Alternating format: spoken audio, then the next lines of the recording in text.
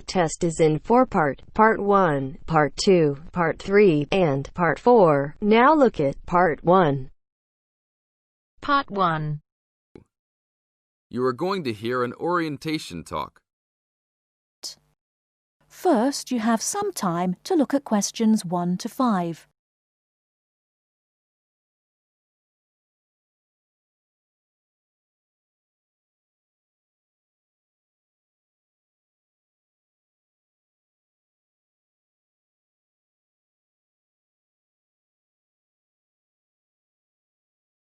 Now we shall begin.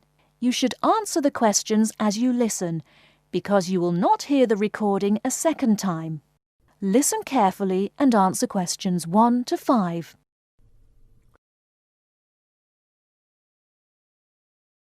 Welcome to Orientation Week. Today I am here with the captain of our school's women's gymnastics team. Her name is Elizabeth Rain, and she is a fourth-year student. I hope you can all see her as an example of a responsible student and athlete, a role model for everyone. Hi, Elizabeth. Thank you for stopping by our Orientation Week. Thank you for having me. Welcome to our university, everyone. If there are any of you thinking about joining our school's athletic program, I would strongly encourage you to do it. Being a part of the gymnastics team has been one of my best experiences during my time at this school. It has taught me so much about teamwork and friendship, and has even taught me how to improve my academics by prioritizing my time. I have some questions that I am sure the students will want to know the answers to as well. First of all, how did you find the time to do well in classes as well as train for gymnastics? Prioritizing is the key. You must be very organized. Every day I wake up and I know what I must do for the day. I plan things in order of importance.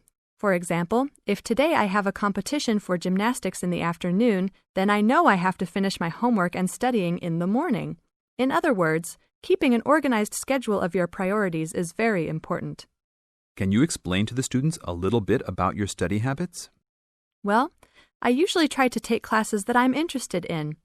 This way, I have no excuse not to study because I chose the classes out of my own preference. I separate my study time by class. For example, if I have 5 classes for this semester, I will study for 1 class a day from Monday through Friday, and then review for all of them on the weekend. I won't try and study for all 5 of my classes at one time. It is too hard to do that, to remember everything and not feel like you are going crazy. It is very important to focus the time that you set aside for studying. I do not study with the television on. I try to keep away from all distractions, because I find that I learn better that way. But of course, how each individual will study depends on each person. Before you hear the rest of the conversation, you have some time to look at questions 6 to 10.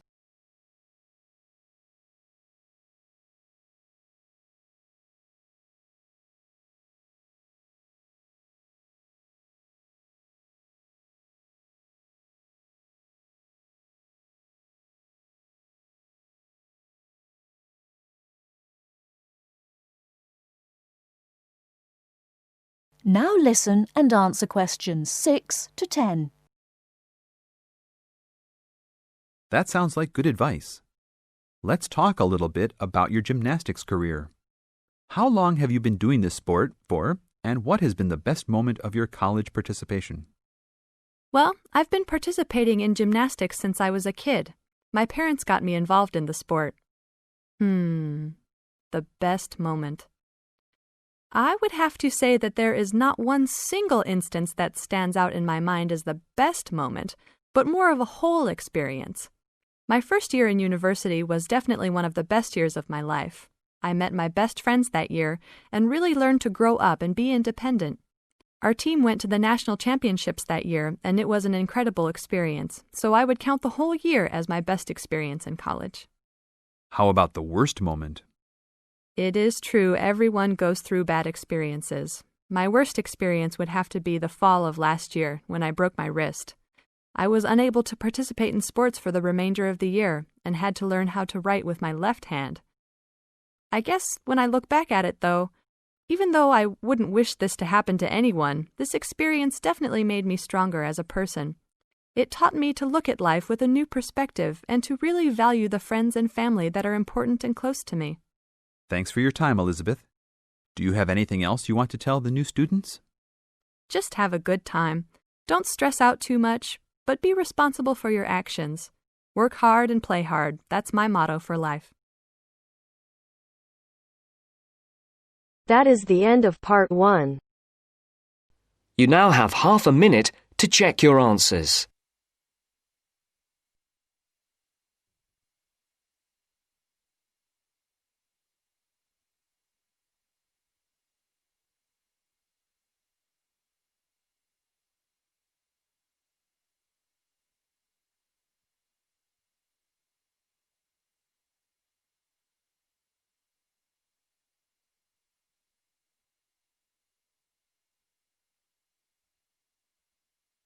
Now turns to part 2. Part 2. You will hear 2 students discussing the subject of rock art. First, you have some time to look at questions 11 to 17.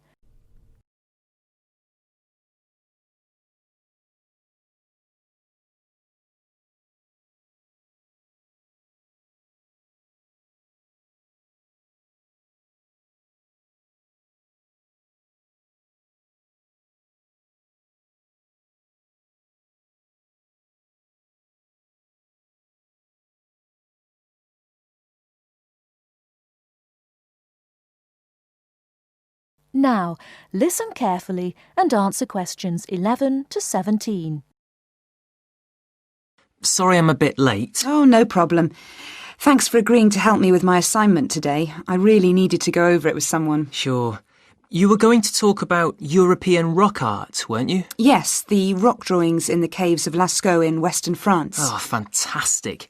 Over 13,000 years old, I believe. What sort of drawings are they? They're drawings of animals on the whole, but you can also find some human representations, as well as some signs. There are roughly 600 drawings at Lascaux. Really? Were they mostly pictures of bulls? Well, no, actually. The animal most depicted was the horse. Have a look at this graph. It shows the distribution of the different animals. You see, first the horse, and then, after that, a sort of prehistoric bull. Oh, OK. That's interesting, isn't it? And the third most commonly drawn creature was the stag. There were some other animals, but these are the main ones. What are the drawings like? I mean, what sort of style? Well, the bulls are depicted very figuratively. They're not very realistic. They're very big by comparison to the other drawings of people and signs. They appear to be almost three-dimensional in some cases, following the contours of the cave walls, but of course they're not. Amazing. Perhaps they felt these animals were the most impressive and needed to be represented like that. Yeah, maybe. The drawings of humans, by contrast, consist of just simple lines, like the stick figures my little sister draws. Perhaps humans were seen as less important. Perhaps. What about the signs? How did they draw them? There doesn't appear to be much evidence of signs, and those that have been found are usually made up of little points. Rather like Aboriginal art from Australia. Yes, something like that, but not as complex, of course. So, apart from the bulls and horses and stags, were there any other creatures depicted? In 1 or 2 chambers you do find pictures of fish, but they're quite rare. What sort of size is the cave? It must be quite large to have that many pictures. Well, it's actually a number of interlinking chambers, really. Here's a map showing where the different drawings can be found. Oh, good. Let's have a look at that. The first 20 metres inside the cave slope down very steeply to the first hall in the network. That's called the Great Hall of the Bulls. Here. OK. Then, off to the left, we have the Painted Gallery, which is about 30 metres long and is basically a continuation of this first hall. But further into the cave. Exactly. Then we find a second, lower gallery called the Lateral Passage. This opens off the aisle to the right of the Great Hall of the Bulls. It connects the next chamber with an area known as the Main Gallery. At the end of the Main Gallery is the Chamber of Felines. There are 1 or 2 other connecting chambers, but there's no evidence of man having been in these rooms.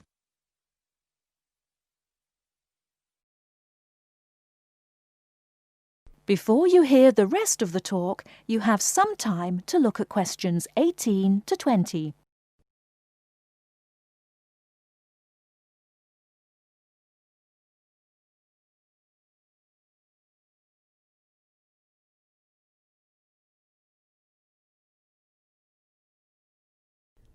Now listen and answer questions 18 to 20. Is the cave open to the public today? Well, no, because after the initial discovery in 1940, it was opened and literally millions of people came through to see the drawings. Then, in the 50s, the experts started to worry about the damage being done to the drawings, and the government finally closed the Lascaux cave in 1963. Is that so? It wasn't really the tourists that were doing the harm, but the fact that after thousands of years the cave was suddenly open to the atmosphere, and so bacteria and fungi started to destroy the pictures.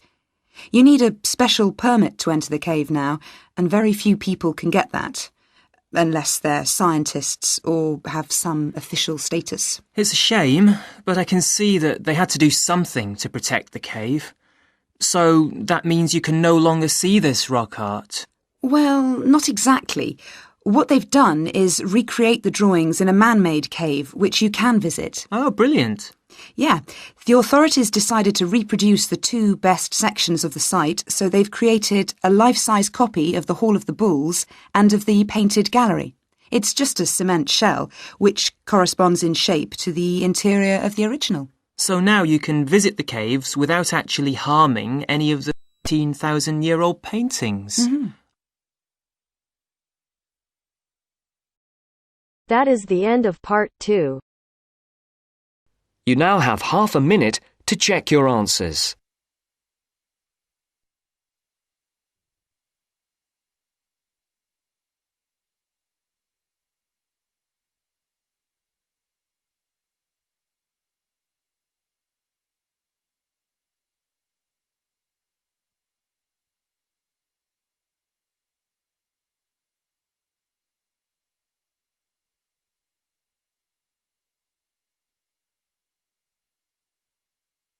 Now turns to part 3.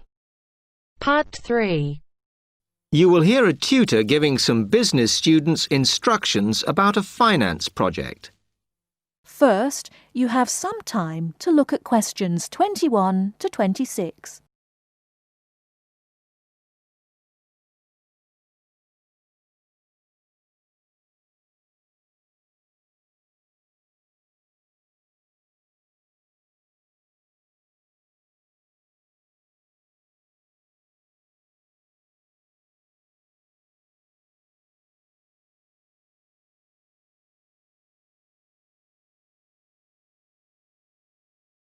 Now listen carefully and answer questions 21 to 26. OK, can you quieten down, please? Now, today I'm going to talk to you about your assignment. We've been studying the effects of the exchange rate, so I'm going to give you a project to do on this. Right, can you make some notes while I'm talking? The first thing that I'd like you to do in order to prepare this is to select where you're interested in. I mean, which country, and therefore which currency you're going to be operating in. OK, now the purpose of the project is to make money, and I'm hoping some of you will make a significant amount. So, I want you to suppose that you have £100 that you will have to invest purely in the rises and falls of the exchange system. In other words, you'll be trying to predict rates. This is a project that you'll be doing together, but before you work together, you'll have to go off and research what you need to know about the economy of that country and how well it's doing or is expected to do in the near future. You could all make up a little information sheet with your notes on, clearly legible, because then I want you to get together, we can do that next week, and to go round and read about each other's countries. When you see how well or badly each country is doing, I want you to decide what your exchange rate is going to be against all the other currencies. After that is all sorted, what you're going to do is go around the other students and attempt to sell your money to the others. Remember, this will depend on the success of your country's economy and the rate you fixed for your currency. Now, you're not allowed to just swap currencies with each other, but you may wish to buy from the other countries. But you must do a proper transaction. All the way through this, you must keep your accounts properly for each transaction. I'll give you 1 week to do this, and then we will set a time for the deals to finish, a bit like the stock exchange. And at that point, I will ask you to calculate how much you have made. Is that clear? Before you hear the rest of the talk, you have some time to look at questions 27 to 30.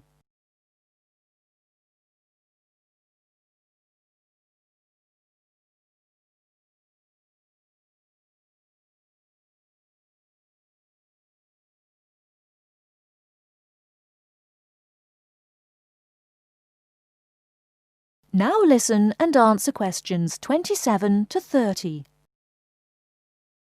Before you begin that, there are a few things I want you to read up on to prepare. You need to look at the economies of the UK's main trading partners. I don't mean all of them, because that would be over 80, but just the 29 principal ones. There are summaries in the last 3 books on the book list I've given you. And so that you can practice applying the criteria on assessment I gave you, I'd then like you to focus just on one sector across all the countries. The most common one across every country is farming. But as much agricultural produce is for domestic consumption, I'd like you to look at manufacturing. Then, I would like you to do a detailed investigation of one particular aspect. I was going to give you a choice, but I think as we've just started the course, it's better if we all look at the same thing and then we can discuss it in the seminars. So the thing I'd like you all to look at is fluctuations in import prices. Now, you need to do all that before you start the project, as it will help you assess the economies of the countries you'll be representing in the project. Don't worry, you've got plenty of time. Exam week is December the 8th. Then it's the holidays until January the 6th, so I don't need the project in till February the 5th. Is that okay? Now, any questions on this?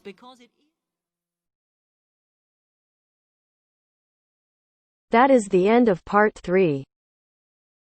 You now have half a minute to check your answers.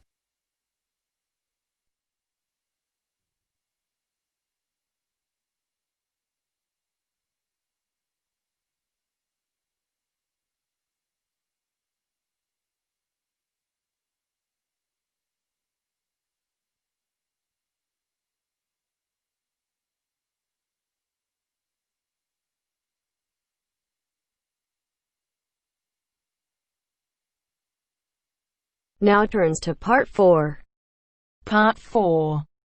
You will hear a talk on bullying in the workplace, given by a university lecturer to a group of students. First, you have some time to look at questions 31 to 40.